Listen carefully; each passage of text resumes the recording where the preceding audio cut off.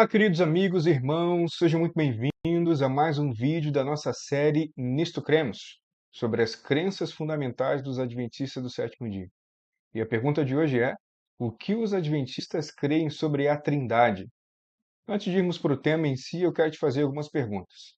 Será que nós podemos conhecer a Deus? Conhecer algo sobre Deus?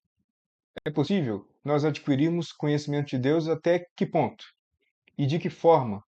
Por quais meios nós podemos conhecer a Deus? E sobre a Trindade? Você sabe o que é a Trindade? Então vamos lá para o tema de hoje. Para início de conversa, o tema sobre a Trindade, ele é um tema muito importante e ao mesmo tempo eu já preciso te dizer que é um tema complexo. Porque como nós vamos conhecer Deus ou conhecer sobre Deus, sendo que Deus é soberano, né? É maior do que nós, está acima de nós, acima de todas as coisas. Então, será que realmente é possível conhecer a Deus? E esse tema da Trindade, será que nós podemos compreendê-lo plenamente? Então, eu já quero começar dizendo para você que não é possível compreender, porque Deus está acima de nós, Deus é soberano, Deus é eterno, Deus é infinito. E nós somos finitos, nós somos limitados. Então, por conta disso, obviamente não conseguimos compreender plenamente a natureza de Deus, quem Deus é, seus atributos, como funcionam na prática. Mas, apesar das nossas limitações, nós podemos sim ter um certo grau de conhecimento sobre Deus por meio da revelação que ele concedeu para nós. Então, sim, é possível conhecer a Deus por meio de sua autorrevelação, que são as Escrituras Sagradas. Então, por isso que nós estudaremos aqui esse tema sobre a Trindade. A crença fundamental número 2 dos Adventistas, lá no livro Nisto Cremos, diz assim uma parte ali da afirmação, do resumo da crença. Há um só Deus, Pai, Filho e Espírito Santo. Uma unidade de três pessoas coeternas. Deus é imortal, onipotente, onisciente, acima de tudo e onipresente. No final a gente vê a declaração completa, mas para início de conversa é importante entendermos esses pontos aqui. Primeiro deles, a unidade de Deus. Há um só Deus, verdadeiro, apenas um Deus único. E isso é muito importante. Mas além de ser um único Deus, um só Deus, há também uma pluralidade de pessoas divinas. Como vocês podem ver aí no slide, três pessoas divinas. E além disso, os três são coeternos, ou seja, os três sempre existiram e não tem fim a sua existência. São eternos, ok?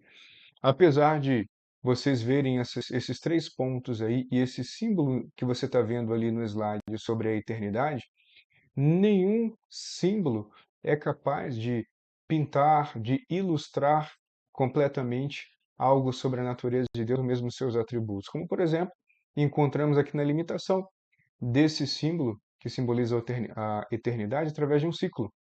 Mas, segundo a visão bíblica sobre a eternidade de Deus, sem começo e sem fim, esse símbolo não seria o melhor a ser aplicado, porque ele pressupõe um ciclo de retorno. E pelo que a Bíblia revela sobre Deus em relação à eternidade de Deus, né, ela não é cíclica como nesse símbolo, ou como naquele símbolo do infinito, não sei se você conhece, aquele que é um 8, né, deitado, também não representam bem a eternidade, porque eles pressupõem ciclos de retorno, ok? Onde, na verdade, talvez, mesmo em nossas limitações, o melhor símbolo ou a melhor ilustração para falar sobre a eternidade de Deus seria se eu traçasse um traço do lado esquerdo aqui da tela até o lado direito e indicar que é infinito para trás e infinito para frente. Talvez essa seja a melhor, né, representação em relação à eternidade de Deus. Mas, a despeito das nossas limitações, nós sabemos que a Bíblia fala isso sobre Deus. É um Deus, é uma pluralidade de três pessoas que são coeternas. Os três têm esse atributo da eternidade. E aí nós temos um mistério, né? Mas como é que pode um Deus triuno? Como é que pode a unidade, né, em meio à Trindade? Três pessoas ao mesmo tempo, um Deus. Nós temos lá em Deuteronômio 6:4, né, o famoso Shema judaico, ouça Israel. onde você vê lá o Senhor é o único Senhor. Então, essa palavra único é a tradução de Echad, que é essa palavrinha que você está vendo ali transliterada na sua tela, do lado esquerdo, primeira palavra ali. Essa palavra é que é traduzida como único. O interessante é que esse termo hebraico Echad, usado para único, ele permite a ideia de uma unidade composta. Mas como assim uma unidade composta? Você pode ver nos exemplos aí. Um cacho de uvas, um exército, por exemplo, é um cacho de uvas. Então, é uma unidade que permite pluralidade. Um exército, a mesma coisa. Você tem um exército, mas é cheio de soldados, cheio de gente compondo esse exército. Então, isso é que é unidade que permite pluralidade. Assim é errad, a palavra usada para único lá em Deuteronômio 6,4. O Senhor é o único Senhor. Há uma outra palavra em hebraico que dá a ideia de unidade de fato solitária, absoluta, é um sozinho mesmo. Só que não é errad, é yahid. Essa palavra em hebraico é que dá a ideia de unidade solitária. É um mesmo e não abre margem, né, para pluralidade. Mas aqui em Gênesis 2:24 nós temos aqui um exemplo dentro do verso bíblico sobre o uso de errad, ainda a palavra aqui do lado esquerdo, tá? Onde você tem lá Deus falando, usando, né, uma referência ali em relação ao casal. Quando o casal se unisse ali, né, em casamento, tornariam-se os dois uma só carne, ok? Então, esse uma só carne, essa unidade prevista ali através da união matrimonial do casamento, é errad. Errad, aquela unidade que permite pluralidade. Então, dois se tornam um. Unidade e pluralidade ao mesmo tempo, tá? Então, esse não é um conceito estranho às Escrituras. É que realmente é um tema complexo para a nossa mente. Como entender a unidade e essa unidade que permite, né, a pluralidade. Continuando aqui, nós temos várias evidências da pluralidade na divindade no Antigo Testamento. Então, nós vemos a divindade dialogando, né, em harmonia criativa desde o princípio, desde a criação. Quando você vai lá em Gênesis 1:26, você vê lá o texto bíblico dizendo o seguinte: Também disse Deus, façamos o homem à nossa imagem. Façamos plural. Obviamente, somente esse termo, somente esse verbo não prova que são três, mas permite a pluralidade, indica a pluralidade. É pelo menos mais de um. Então tem aqui, façamos o homem à nossa imagem.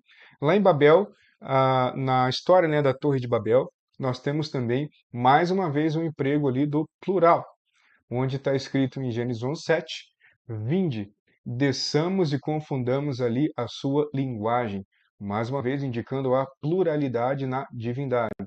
Isaías 6:8, a mesma coisa. Aquela pergunta que Isaías ouve durante a sua visão, lá em Isaías 6, onde a pergunta diz: Quem há de ir por nós? Mais uma vez apontando para a pluralidade, ok? Então existem várias evidências, sim, de pluralidade na divindade, mesmo no Antigo Testamento. Mas lá no Novo Testamento, nós temos, então, de forma muito mais clara, muito mais aberta, ok? Essa questão aí da pluralidade da divindade e especificamente a Trindade. Existem mais versos, mais evidências no Antigo Testamento, mas como a gente aqui está fazendo um resumo, a gente não está mostrando aqui todos os textos, mas faço aqui uma pausa para aproveitar e incentivar a estudar o livro Nisto Cremos. Você vai ver mais detalhes, mais textos, consegue se aprofundar um pouco mais em relação a esses temas que a gente está conversando aqui. Então, voltando aqui para o nosso slide, particularmente, meus amigos, eu acredito que o texto, ou um dos textos mais claros a respeito da Trindade e justamente das pessoas da divindade serem distintas, né, umas das outras, é o texto do batismo de Jesus. Então nós temos aqui na cena lá de Mateus, né, Mateus capítulo 3, quando Jesus vai até o Rio Jordão, encontra lá João Batista, vai ser batizado, nós temos ali as três pessoas da divindade se manifestando, né, manifestando a sua presença, fazendo alguma coisa distintamente. Então você tem Jesus, o Filho, sendo batizado por João, você tem uma voz do céu, né, que fala: Este é meu Filho amado, em quem me comprazo, que é a voz do Pai, e você vê o Espírito Santo, então, entrando em cena em forma corpórea como uma pomba. Então, nessa cena, você tem as três pessoas da divindade atuando separadamente, distintamente, o que confirma e esclarece ainda mais a questão da divindade, da trindade, serem realmente três pessoas distintas, ok? Então, temos isso aqui em Mateus 3, 16 e 17. As três pessoas da divindade aparecendo aqui ao mesmo tempo. Muito bem, continuando aqui, nós temos também a indicação da existência, né, da Trindade na fórmula batismal e também na bênção apostólica, tá? Então, na grande comissão, quando Jesus conversou com os discípulos antes de voltar para o céu e deixou para eles uma grande comissão, deixou uma grande missão, né, para eles, falando: ide por todo mundo, pregai o evangelho. E aí, dentro dessa fórmula, onde Jesus fala que eles deveriam batizar também, né, fazer discípulos, batizar, e aí ele fala: batizar em nome de quem? Em nome do Pai, do Filho e do Espírito Santo. É interessante que aparece ali que as pessoas devem ser batizadas em nome, ou não, e não nos nomes, né? Aparece então no singular, em nome de, ó, então, em nome de quem? Pai, Filho e Espírito Santo, ok? E você vê também a bênção apostólica, por exemplo, em 2 Coríntios, né? Onde Paulo vai falar ali: a graça de Cristo, o amor de Deus e a comunhão do Espírito sejam com todos vós, mencionando também as três pessoas da divindade. Então, esses textos nos ajudam a esclarecer, fortalecer e evidenciar a existência da Trindade, de três pessoas distintas. Em relação a essas três pessoas agora, inicialmente a gente vai dar uma pincelada aqui sobre cada uma delas, porque as próximas crenças são exatamente cada uma das três pessoas da divindade separadamente. Primeiro, o Pai. O Pai é tido, né, como fonte. Ele é a fonte. Ele é o eterno sustentador. Podemos ver em 1 João 3:1 que nós podemos ser chamados, né, filhos de Deus. Além disso, é o Pai que sustenta todas as coisas, como está lá previsto, né, indicado em 1 Coríntios 8:6. Além disso, ele é o arquiteto da salvação, do plano da salvação. Bom, falaremos mais sobre isso então na próxima crença, quando estudaremos especificamente sobre a pessoa do Pai. Continuando, Deus Filho é o nosso mediador, é aquele que faz a ponte, né, entre nós e o Pai. Ele é plenamente divino, é o Verbo eterno, lá descrito em João, no capítulo 1. Ele é criador, como João também deixa claro, no mesmo capítulo. Paulo também se refere a Jesus como criador. Enfim, há várias evidências aí bíblicas, né, de Cristo como presente na criação. Além disso, ele pode e deve ser adorado, porque ele é Deus, é um ser divino. Depois falaremos na próxima crença depois do Pai, né? A outra crença é sobre exatamente o Filho, falaremos um pouco mais. E posteriormente, então, seguindo a sequência, né? O Espírito Santo, o Consolador, enviado exatamente para manifestar a presença de Cristo em meio aos seus discípulos, seus seguidores, até os confins dos séculos, como Jesus prometeu. Então, o Espírito Santo é uma pessoa divina, é parte da Trindade, é parte da divindade. Ele tem intelecto e emoção. A Bíblia diz que ele guia, ensina, se entristece. É o Paracletos, né? É o outro consolador prometido, ou seja, da mesma espécie de quem prometeu, e quem prometeu foi Jesus. E continuando, ele é Deus. O Espírito Santo é Deus. Inclusive, lá em Atos 5 temos o episódio de Ananias e Safira, falaremos mais quando chegarmos aí nessa crença, mas lá fica bem claro que é possível sim mentir ao Espírito Santo. Ele não é só uma força, ele é uma pessoa. Muito bem, prosseguindo, nós temos aqui os atributos da natureza divina: eternidade, onisciência e onipresença são três dos atributos incomunicáveis de Deus. O que são atributos incomunicáveis? Que é só Deus que tem, é só Ele possui, como esses três mencionados aqui: eternidade, onisciência, onipresença.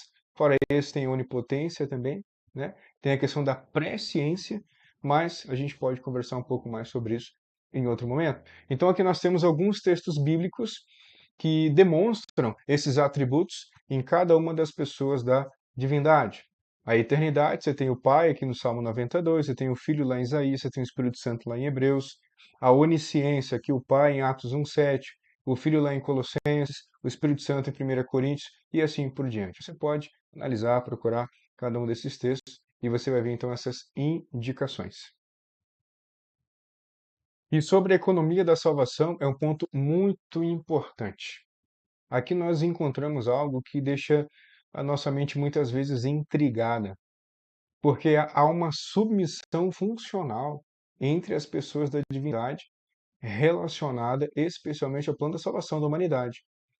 Dentro desse aspecto, podemos resumir da seguinte forma: o Pai é a fonte, é aquele que elege, aquele que ama, é aquele que entrega o Filho para morrer por nós.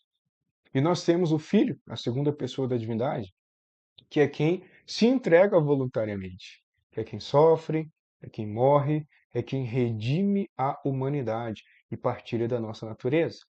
E nós temos o Espírito Santo, que é a aplicação. Então, o Pai é a fonte, o Filho meio, o Espírito Santo a aplicação, onde ele atua, né, no coração do ser humano, regenera, sela e santifica o crente. Então, cada um exerce uma função, um papel, especialmente no plano da salvação. Isso é uma questão muito interessante nós entendermos. De fato, quem pagou o preço pelo nosso pecado foi Cristo na cruz do Calvário. Mas toda a Trindade esteve envolvida em todo o plano, em cada momento, cada um exercendo a sua função, cada um exercendo o seu papel para a salvação do ser humano. Repetindo, o Pai é a fonte, aquele que dá, aquele que entrega, o Filho é o meio, é aquele que se entrega voluntariamente, o Espírito Santo é aquele que atua no nosso coração para que realmente a salvação seja efetiva em nossa vida. Por fim, já se encaminhando aqui para os nossos últimos momentos desse vídeo, a Bíblia fala claramente, lá em 1 João, né, 4, verso 8, aquele que não ama não conhece a Deus, porque Deus é amor. Amor é a natureza de Deus, é a essência do ser de Deus. Deus não simplesmente sente amor, Deus é amor, o amor em pessoa. E esse é um atributo comunicável de Deus. Olha que interessante. Então, há atributos incomunicáveis de Deus e há atributos comunicáveis de Deus. Como eu já expliquei anteriormente, os incomunicáveis é só Deus que tem, é só Ele que desenvolve, mas há atributos comunicáveis que Deus partilha conosco e nós podemos desenvolver e compartilhar também esses atributos. E exatamente o amor é um deles. Amor, misericórdia, isso tudo são atributos divinos comunicáveis, compartilháveis. Além disso, a própria existência, né, de um Deus triuno, ela nos ensina algo importante. Nós não somos ilhas. Nós precisamos uns dos outros. Fomos feitos para viver em comunidade. O próprio Deus compartilhou isso conosco, está em nossa intrínseco, né? Em nossa natureza. Deus nunca esteve sozinho. Ele vive em comunhão eterna e partilha conosco desse mesmo atributo. Por isso fomos criados para compartilhar desse transbordar de amor divino. Precisamos evitar alguns erros teológicos, agora que já desenhamos um pouco mais que a Bíblia ensina acerca da Trindade, da divindade, nós precisamos evitar alguns erros teológicos. Alguns partem para veredas muito perigosas, como por exemplo a vereda do arianismo, onde a crença de que Jesus foi criado e não é Deus eterno, ou seja, sem início, sem fim. E não é isso que a Bíblia ensina, como vimos anteriormente e veremos mais para frente. Uma outra crença, um outro caminho perigoso é o triteísmo, crer então que são três deuses independentes, quebrando o monoteísmo bíblico, né? Não. A crença bíblica, ela é coerente, ela é harmônica, sim, é um único Deus. Errado. O único que permite essa pluralidade. Um único Deus, mas três pessoas distintas. Ou mesmo a crença do modalismo, onde crê que Deus é como se fosse um ator, que tira uma máscara de um momento e veste outra, é como se fosse realmente apenas uma pessoa e não três, que atuasse de forma diferente em momentos diferentes, tá? Tirando uma máscara, colocando a outra ali, mas seria uma pessoa só. E não é isso que a Bíblia aponta. Mais uma vez, repito, é um só Deus, porém três pessoas distintas. E isso é um grande mistério, meus amigos. Por isso, a gente precisa lembrar, nesse momento, das palavras, né, de Moisés, lá em Deuteronômio 29, 29. Onde Moisés diz: As coisas encobertas pertencem ao Senhor, nosso Deus.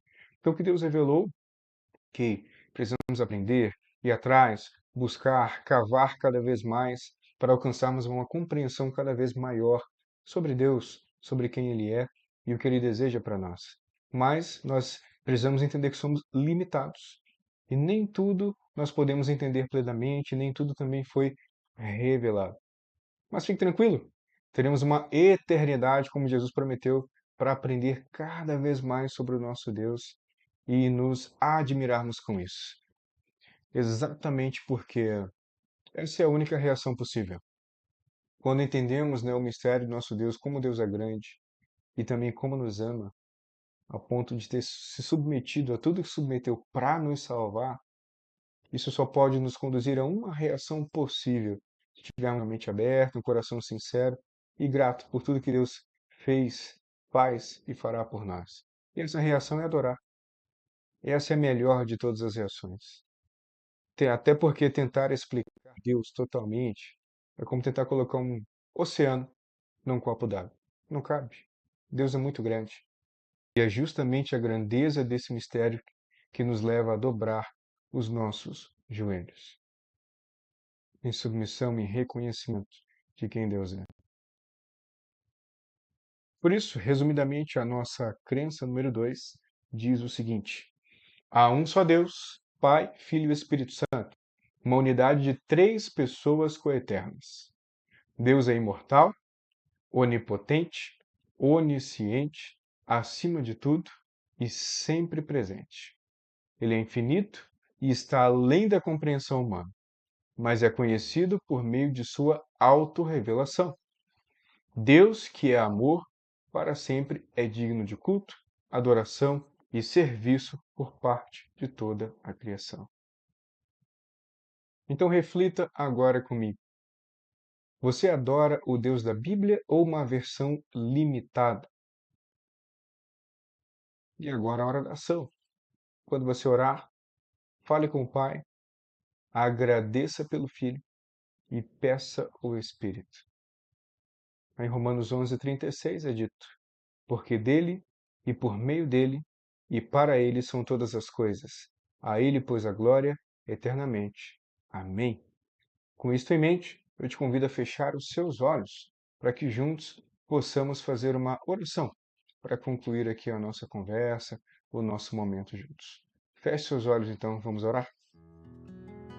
Querido Deus e amado Pai, nós te agradecemos, Senhor, pela tua revelação para nós, nos dando a chance de conhecê-lo mais e melhor. Louvamos o teu nome pelo dom de Jesus.